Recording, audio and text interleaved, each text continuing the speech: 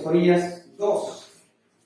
Sofonías capítulo 2, de los versos 4 al 7. Ahí va a estar centrado el mensaje del día de hoy. Dice así la palabra de nuestro Dios: porque Gaza será desamparada y Ascalón asolada. Saquearán a Azot en pleno día, y Ecrón será desarraigado. Ay de los que moran en las costas del mar del pueblo de los cereteos. La palabra de Jehová es contra vosotros, oh Canaán, tierra de los filisteos, y te haré destruir hasta no dejar morador. Y será la costa del mar praderas para pastores, y corrales de ovejas. Y será aquel lugar para el remanente de la casa de Judá. Allí apacentarán en las casas de Ascalón, dormirán de noche, porque Jehová Dios, su Dios, los visitará y levantará su cautiverio. Amén. Tengamos un tiempo de oración. Buen Dios y Padre celestial, en el nombre de tu Hijo Jesucristo, te damos muchas gracias por este día que tú nos has dado. Gracias, Señor, porque este es tu día, Señor, en donde tu pueblo se reúne para adorarte, para alabarte, para darte la gloria y la honra que tú mereces. Pero también es este día en que tú hablas a tu pueblo a través de tu verdad, de tu palabra, Señor. Te damos gracias porque la podemos tener con nosotros. Nos podemos gozar en ella, Señor. Podemos disfrutar de Jesucristo en cada una de sus páginas, Señor. Te pido, Señor, que me estás usando para tu gloria, Señor. Tú sabes que soy débil, Señor. Tú sabes que soy un miserable pecador. Pero te doy gracias porque tú usas instrumentos de barro para llevar tu palabra, Señor. Y la gloria de Jesucristo, Señor, hasta los confines de la tierra. Quédate con nosotros en el nombre de Jesús. Amén. Tomen asiento, queridos hermanos.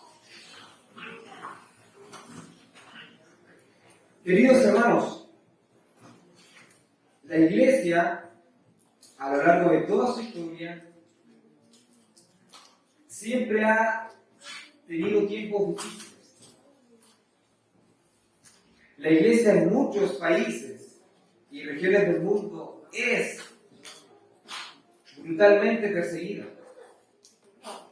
y acosada desde muchos frentes. ¿Y desde cuándo ha sido esto? Esto ha sido desde que Jesús vino, murió y resucitó por su iglesia.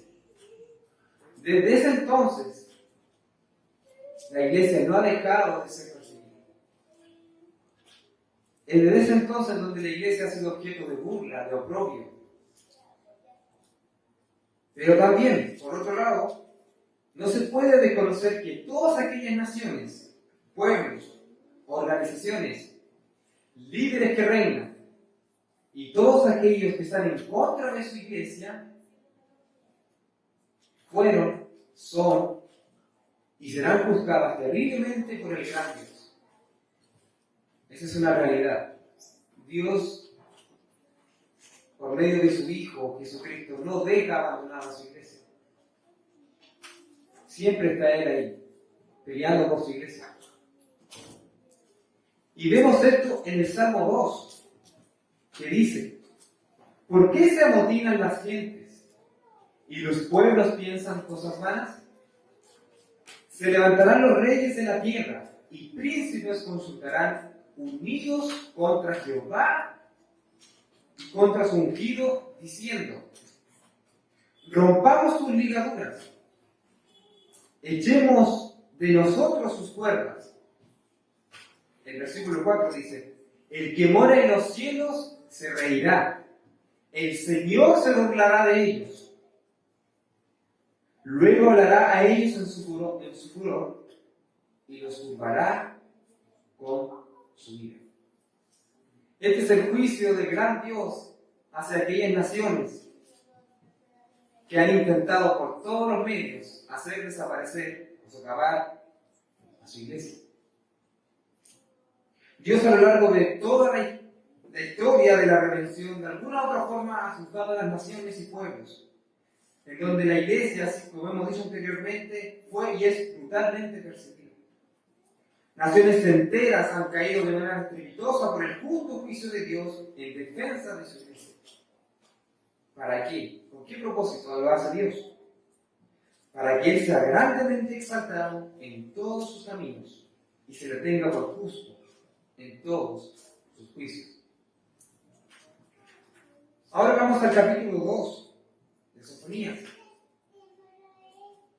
A diferencia del capítulo 1, en donde Sofonías describe el juicio inminente el juicio de Dios sobre Judá e Israel, el capítulo 2 de Sofonías capta o engloba o encierra lo que algunos comentaristas han denominado el poema de las naciones. ¿Por qué? Porque en este capítulo, Sofonías nos proporciona una serie de naciones que circundaban al pueblo de Judá, las cuales eran enemigas del pueblo de Dios y que por lo tanto fueron castigadas por el justo juicio del Señor. Si ustedes ven a lo largo del capítulo 2, las naciones que se mencionan en este capítulo son Filistea, del 4 al 7, Moab y Amón, del capítulo 2, del 8 al 11, y Etiopía. Etiopía, 2:12, y Asiria, del capítulo 2, del 13 al 15. Este es el panorama del capítulo 2. Aquí Dios ya no centra su mirada en su pueblo, sino que ahora se dirige a las naciones vecinas de su pueblo. Y la sección del capítulo en la que vamos a estar conversando se va a centrar en dos cosas: el juicio de Dios sobre el pueblo filisteo y la esperanza graciosa de Dios y promesa de Dios hacia su remanente escogido, la nación de Judá. El verso 4. Vayan conmigo leyendo el texto, por favor. Porque Gaza será desamparada y Ascalón asolada. Saquearán a Azot en pleno día y Eglón será desarraigada. Después de que en los primeros 3 versículos Dios llama a su pueblo al arrepentimiento y a considerar en serio sus amenazas, ahora el profeta dirige la atención a Filistea, nación enemiga del pueblo de Dios. Y aquí Sofonías menciona al menos 4 ciudades de Filistea que fueron las ciudades más importantes para esa nación.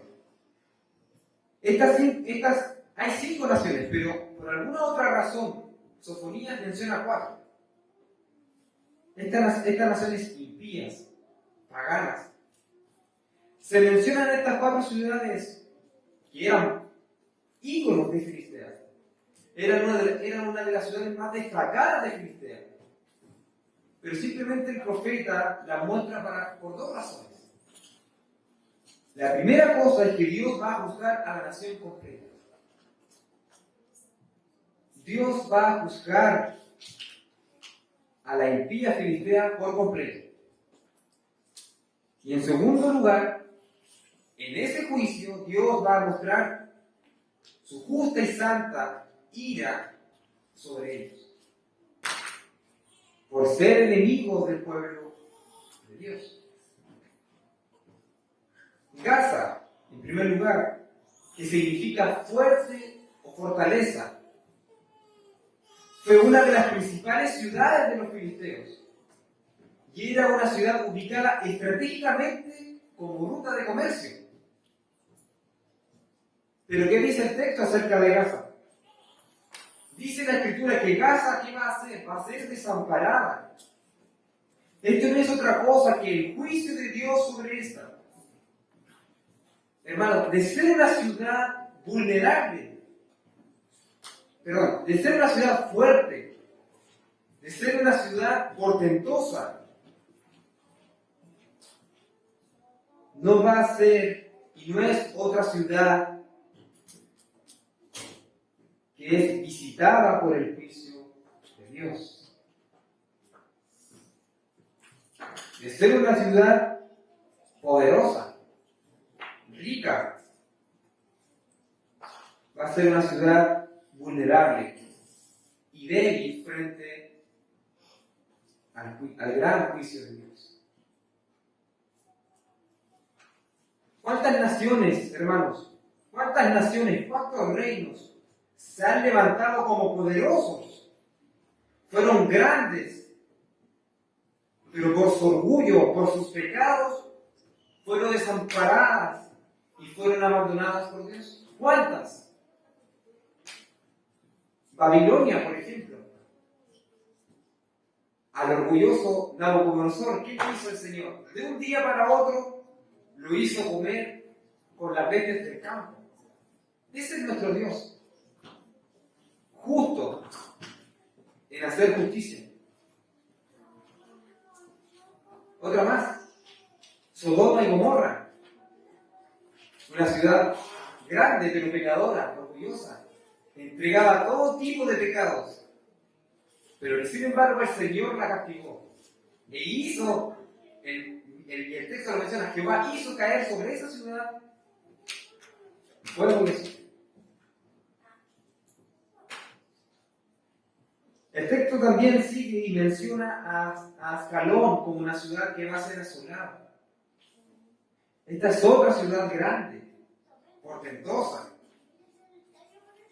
considerada, al igual que Gaza, una de las ciudades más grandes de los filisteos.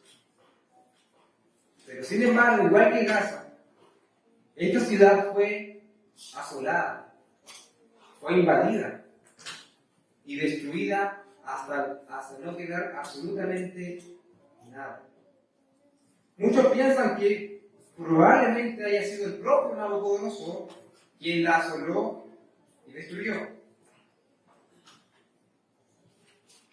Hoy en día, hermanos, todo el mundo quiere ver a una iglesia muerta.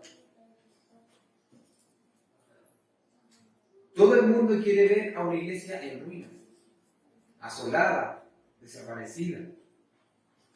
Y eso es una realidad. Es cosa de mirar al al oriente, en donde miles de cristianos son brutalmente asesinados, brutalmente perseguidos por la palabra del Señor. Pero sabemos que el Señor, quien gobierna, la defiende y pelea por ella. ¿Por qué? Porque fue comprada con sangre. Y el propio Cristo es su cabeza. El propio Señor Jesucristo es cabeza de la iglesia. Y las puertas del Hades dicen el mismo Señor Jesucristo que no van a prevalecer en contra de ella. Saquearán a Zo en pleno día y el Crom será desarraigado. El texto menciona estas dos últimas ciudades a las que Dios va a juzgar. El texto nos enseña que Azov será saqueada en pleno día. ¿Qué nos dice esto? Nos dice que Azov quedará tan débil y miserable que no se va a necesitar un ataque a medianoche. Generalmente los ataques en ese tiempo se hacían en la noche, y donde toda una ciudad, donde todo un país descansaba. No se va a necesitar un ataque a medianoche para su destrucción y saqueo, sino que esto va a ser simplemente a plena luz del día. ¿Y con qué fin? ¿Cuál es el fin de esto? ¿Cuál es el fin de que esta ciudad sea invadida a mediodía? ¿Por qué? ¿Por qué? Simplemente para que Dios muestre y juzgue y castigue a esa ciudad de Filistea, y para completar su juicio en esa nación. Hermanos, este es el juicio de Dios que les espera a las naciones y ciudades que no se arrepienten y que no quieren servir al Señor de las naciones. Este es el juicio de Dios sobre estas ciudades. Este es el juicio de Dios sobre Filistea, sobre la impía Filistea, una nación pagana, una nación que no adoraba a otros dioses. Y ahora la pregunta, ¿estamos como nación sirviendo a nuestro Dios? ¿Estás tú como familia sirviendo al Señor? Porque eres parte de esta nación, eres parte de esta ciudad. ¿Estás sirviendo al Señor? ¿Estás honrando al Señor? ¿Estás temiendo al Señor? ¿Estás temiendo al Señor con un temblor santo? ¿Con reverencia? El versículo 4 es una muestra del justo juicio de Dios sobre todas aquellas naciones que no conocen al Señor y que se rebelan cada día en contra del Señor. Que cada día, a costa de sangre, quieren hacer desaparecer a su pueblo, a sus escogidos. Y ahora el versículo 5. El versículo 5 empieza con una pura palabra, pero es una palabra que la conversamos el otro día con unos amigos.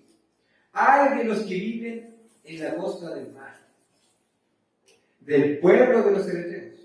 La palabra de Jehová es contra vosotros, oh Canaán, tierra de los filisteos, y te haré destruir hasta no dejar morador.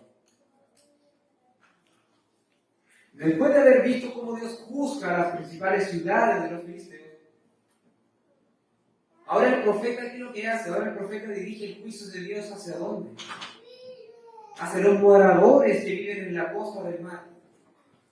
Y esto sería un equivalente a la nación filistea. Y el versículo 5 empieza con un ay. ¿Qué es un ay? Cuando los profetas empezaban sus oráculos que el Señor les mandaba a hablar al pueblo, cuando estos eran de maldición o juicio, se empezaba con esta palabra. ¿Y cuál es la idea de esta palabra? Tiene la idea de traer precisamente la idea de que se avecina el gran juicio de Dios sobre esta nación, o sobre cualquier nación, una ciudad en particular, o incluso a una persona en particular. Esto lo podemos ver en Isaías 6:5. Cuando Isaías ve la santidad de Dios, él dice, ¡ay de mí, que soy muerto, porque mis ojos han visto a quién? Al Señor! Lo vemos en Jeremías 6:4 también. Incluso también lo podemos ver en el Nuevo Testamento cuando Jesús reprende a los fariseos.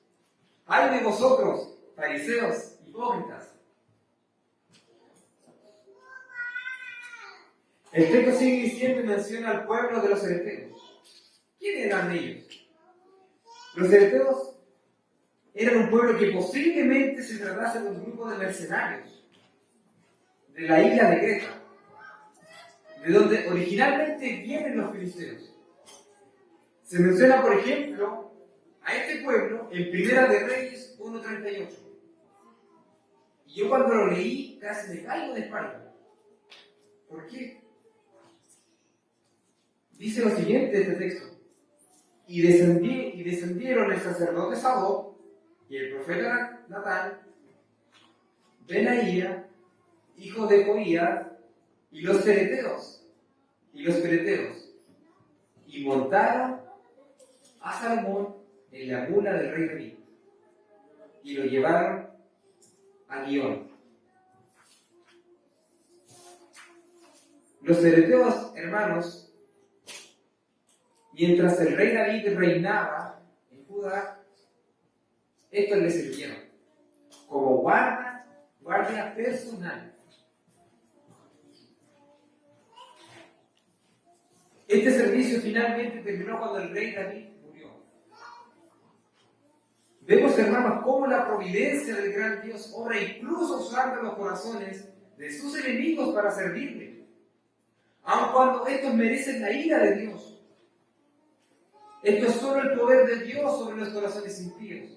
Los hereteos, hermanos, impíos, paganos, idólatras, sirviendo a un rey que servía al gran Dios, al rey David, con todos sus pecados, pero le sirvieron.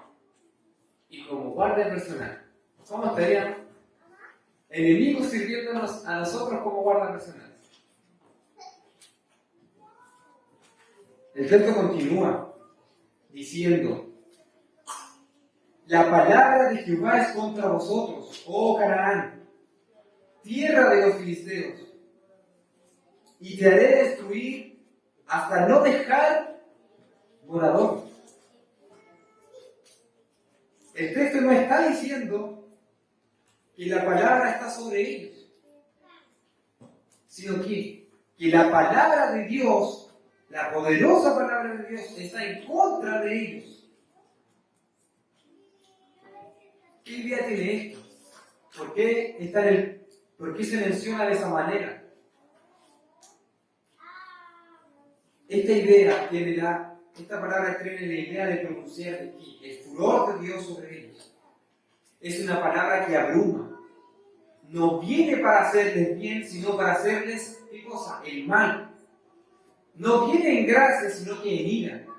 No viene para hacerles misericordia, sino que viene en la venganza del Señor.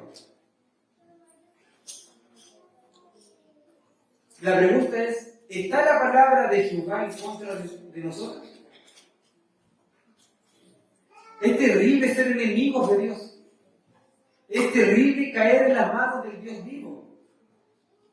Es terrible que el gran Jehová haga su palabra en contra de nosotros.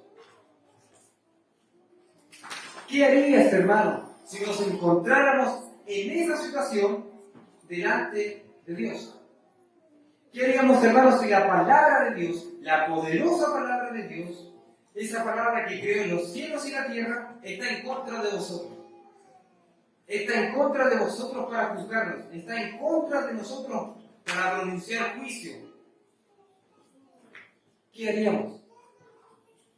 Imagínense el terror de esa nación pagana a quien Dios ha pronunciado juicio, a quien Dios ha hablado su palabra.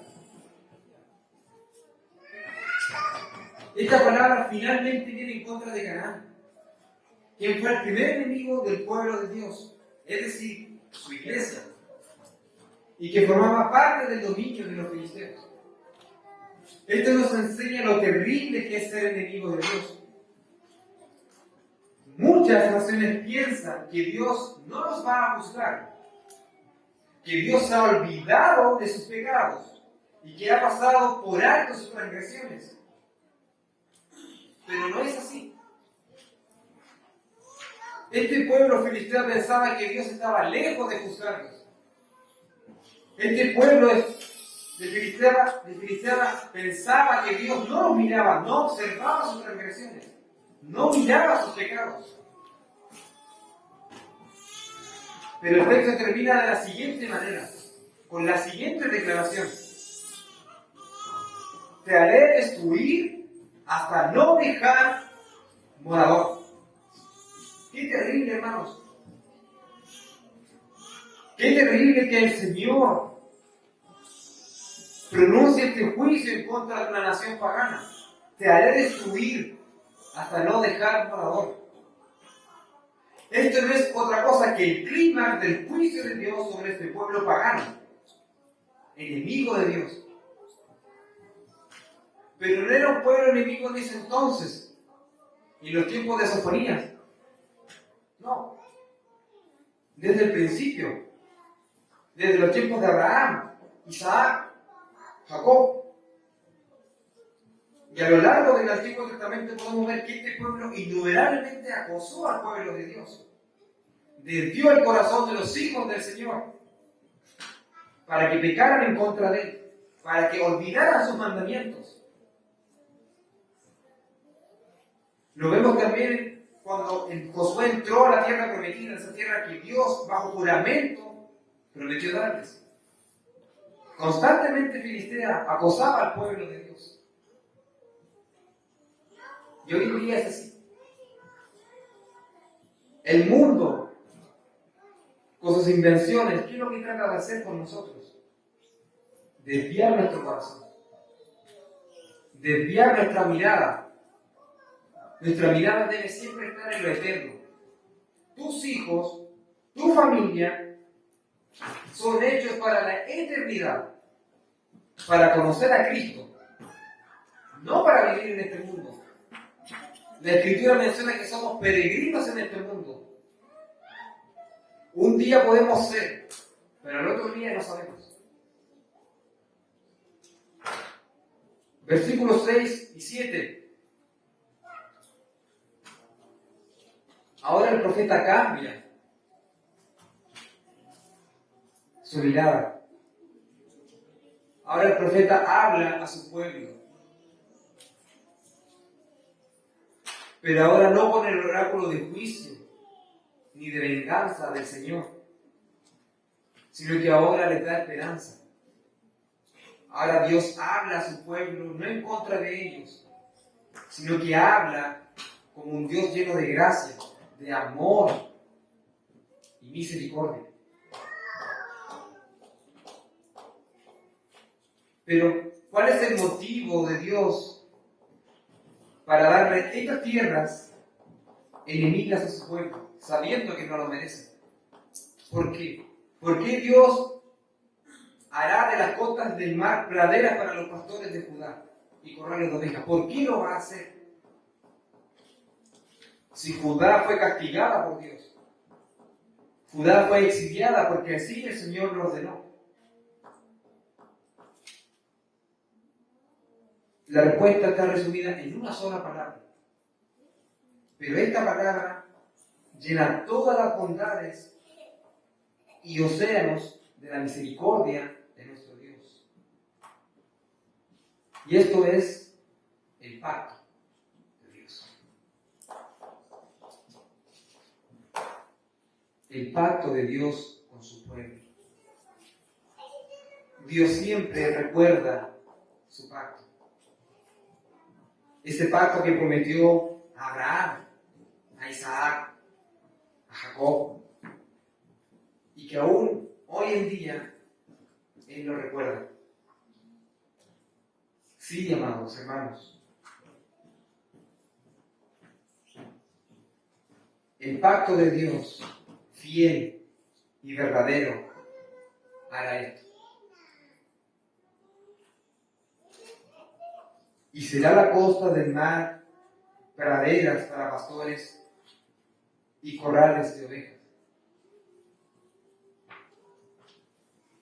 Esta era parte de la tierra que Dios le había prometido a Israel. Esto lo podemos ver en Génesis, el capítulo 13, del 14 al 15, y dice: Y Jehová Dios dijo a Abraham, después que Lot se apartó de él: Alza ahora tus ojos y mira desde el lugar donde estás hacia el norte, hacia el oriente, hacia el sur, el oriente y el occidente. Porque toda la tierra que ves te la daré a ti y a tu descendencia para siempre. Aquí está el Dios del pacto. Aquí está Jehová. Cada vez que Dios hacía pacto, todo su ser, todo lo que Él es, se comprometía a ese pacto. Jehová, el nombre de Dios, estaba en el pacto.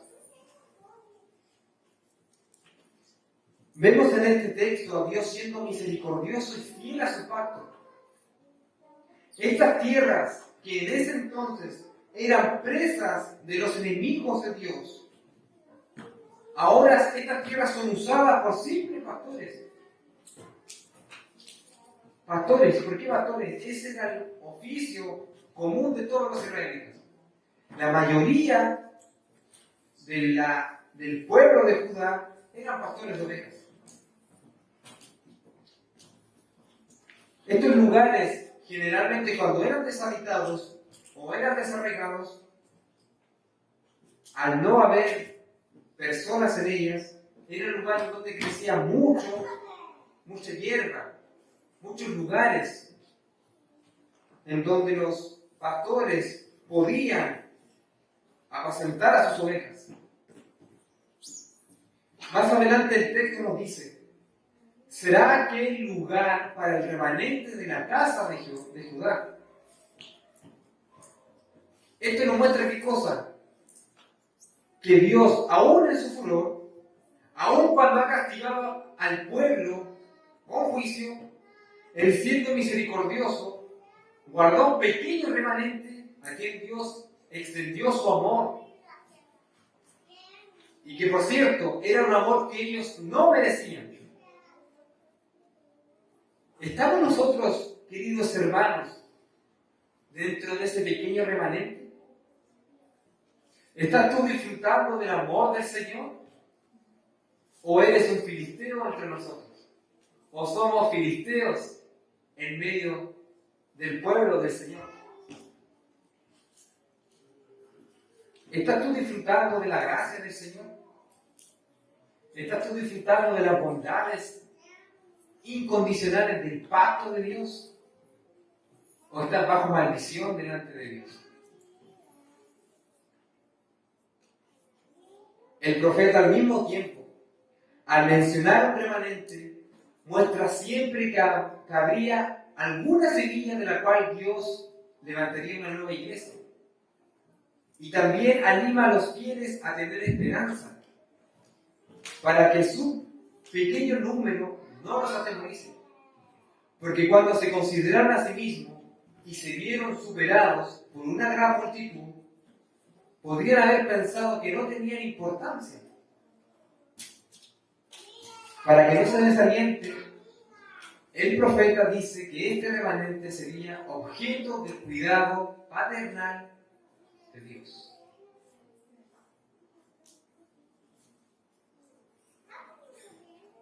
Somos, hermanos, cuidados por Dios.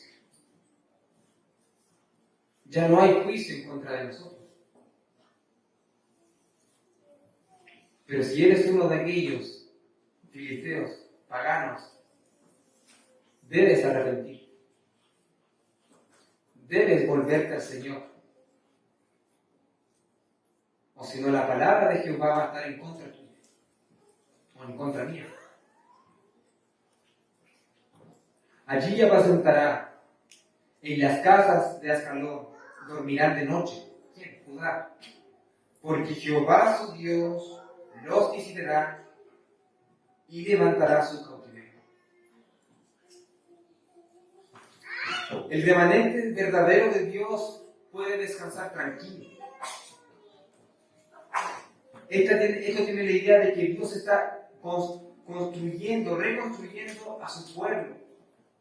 Judá, hermanos, podía estar tranquila. Judá podía apacentar sus rebaños en paz.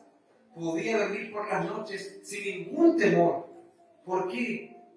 Porque el Señor estaba en medio de ellos para guardarlos, pastorearles y defenderlos del enemigo. Así también sucede con nosotros. El Señor no ha roto su pacto. Él no ha dejado a su iglesia a merced de sus enemigos. Pero ¿por qué no?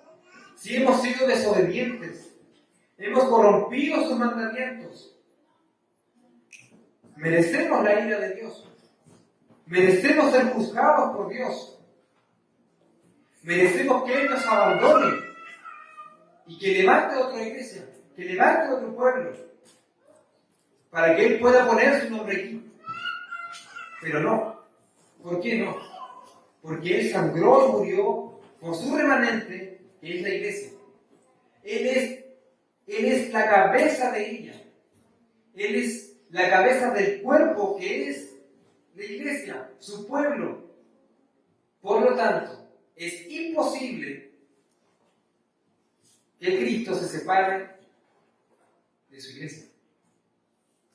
Es imposible que la cabeza sea separada del cuerpo, porque la iglesia depende de su Señor.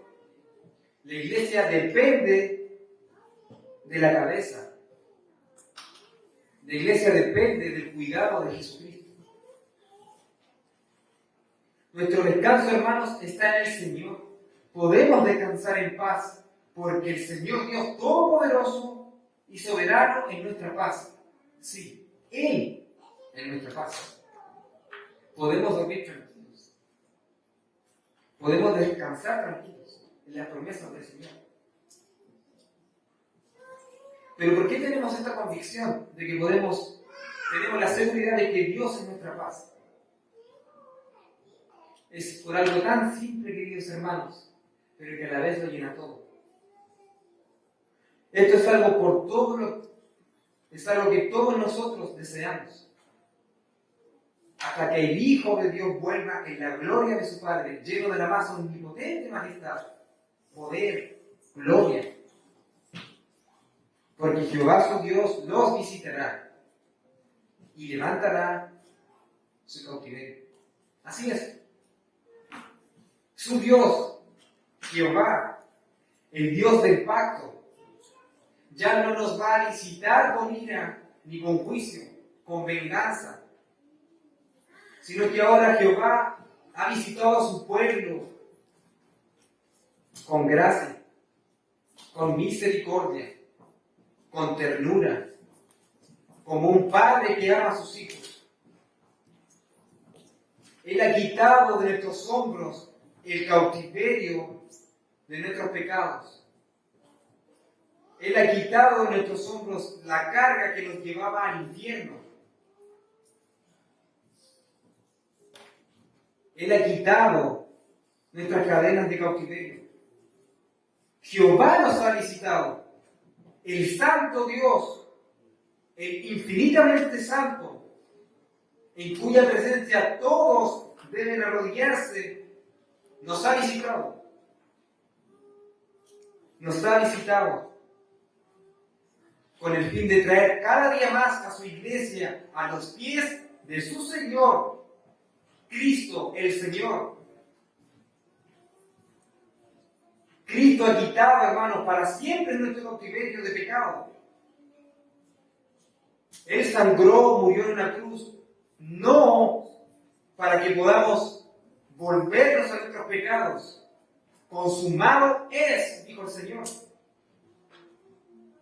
Él nos ha restaurado, nos ha perdonado y nos ha comprado a precio de sangre.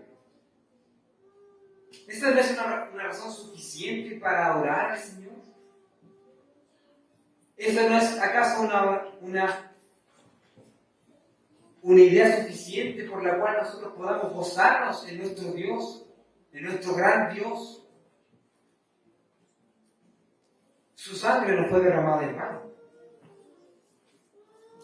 Cristo nos ha visitado. Él se hizo hombre. Y algún día Él volverá por su pueblo, dando paz a sus escogidos y castigando con santo juicio a sus enemigos. Pero mientras tanto, gocémonos en la paz, en la gracia y en el amor de nuestro gran Dios. Que el Señor nos ayude. Que el Señor nos ayude a examinar nuestro corazón. ¿Seremos nosotros los filisteos paganos? ¿No somos parte de su pueblo? ¿Estará la palabra del gran Dios en contra de nosotros o a favor de nosotros? Esa es una pregunta que debemos hacernos todos los días. Porque la misma Escritura enseña que la palabra de Dios es más cortante que una espada de doble filo. ¿Por qué doble filo? Para traer bendición también para traer juicio. Oremos.